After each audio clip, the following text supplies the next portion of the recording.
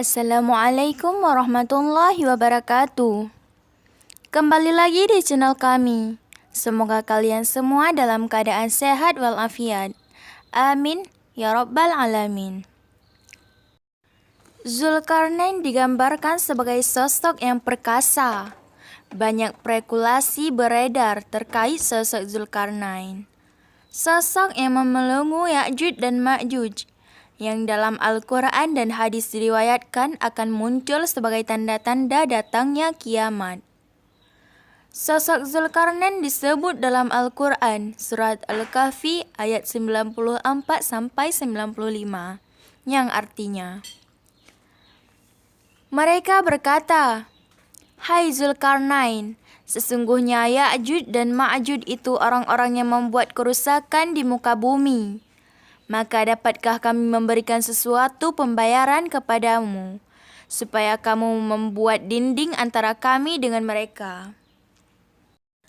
Zulkarnain berkata, "Apa yang telah dikuasakan oleh Tuhanku kepadaku terhadapnya adalah lebih baik. Maka tolonglah aku dengan kekuatan manusia dan alat-alat, agar aku membuatkan dinding antara kamu dengan mereka." Quran Surat Al-Kahfi ayat 94-95. Ayat 94 dihadapkan Zulkarnain. Mereka berkata melalui penerjemahan, "Wahai Zulkarnain, sungguh saat ini kami terancam oleh suatu kaum yang bernama Ya'juj dan Ma'juj.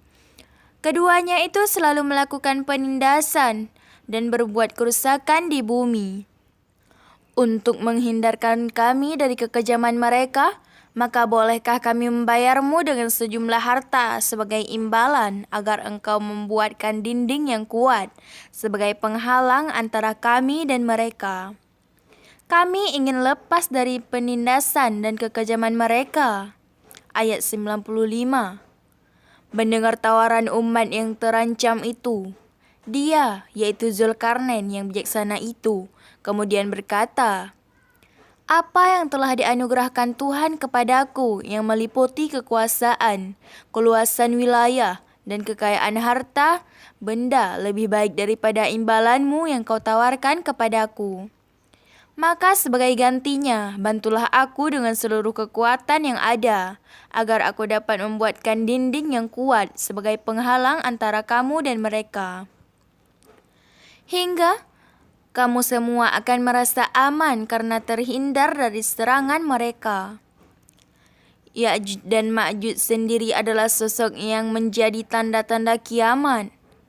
Nabi Muhammad SAW juga menegaskan keberadaan Ya'juj dan Ma'juj sebagai bagian dari tanda kiamat. Beliau bersabda, "Kiamat tidak akan terjadi sampai kalian melihat ada 10 tanda, yaitu terbitnya matahari dari barat, munculnya dukhan, adanya dabbah, hewan melata yang bisa memberi tanda, dan keluarnya Ya'juj dan Ma'juj." Hadis riwayat Ahmad. Lantas, siapakah sosok Zulkarnain yang memelenggu Ya'juj dan Ma'juj dalam benteng tersebut? Di masa kenabian Ibrahim, hidup seorang raja yang saleh bernama Zulkarnain. Rakyat sangat menyukainya karena sang raja amat bijaksana.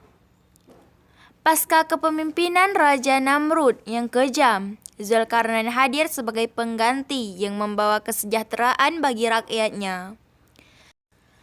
Tak hanya itu, Zulkarnain pun berkiprah besar dalam mendakwahkan agama tauhid yang dibawa Ibrahim.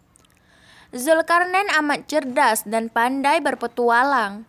Ia melakukan ekspedisi ke seluruh dunia untuk menyebarkan agama tauhid. Sang raja amat pandai menguasai bahasa berbagai dunia. Ia juga mahir berlayar, melakukan perjalanan dari belahan timur hingga barat bumi. Pada sebuah perjalanannya, Zulkarnain sampai ke tempat matahari terbenam di bagian barat dunia. Di sana ia mendapati penduduknya tak beriman. Zulkarnain pun kembali mendakwahkan keesaan Allah. Mereka pun menerimanya dengan gembira. Perjalanan berlanjut. Zulkarnain tiba di kawasan timur dunia, di mana matahari tampak terbit dari sana. Penduduk tersebut amat miskin dan terbelakang hingga tak mampu membangun tempat tinggal. Zulkarnain pun membantu mereka, mengajarkan memiliki tempat yang dapat melindungi diri dari panas dan hujan. Setelah mendapat bantuan, mereka pun menerima dakwah Zulkarnain dengan gembira. Ia pun melanjutkan kembali perjalanannya. Tibalah Zulkarnain pada sebuah tempat di antara dua gunung.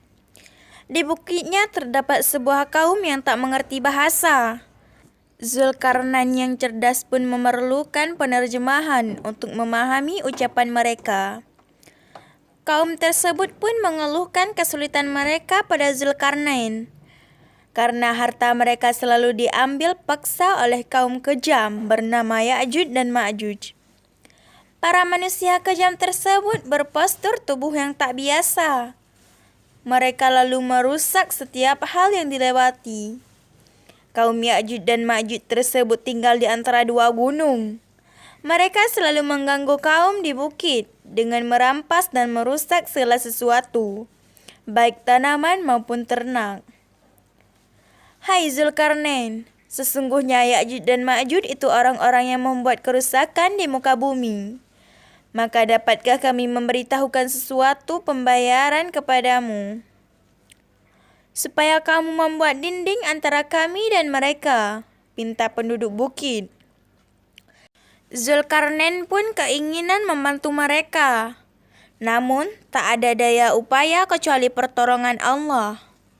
Maka diajak berimanlah para penduduk bukit dua gunung tersebut.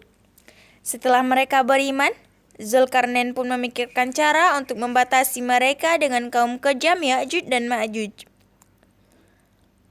Bawakanlah padaku besi dan tembaga, akan kubuat dinding antara kalian dan mereka, ujar Zulkarnain.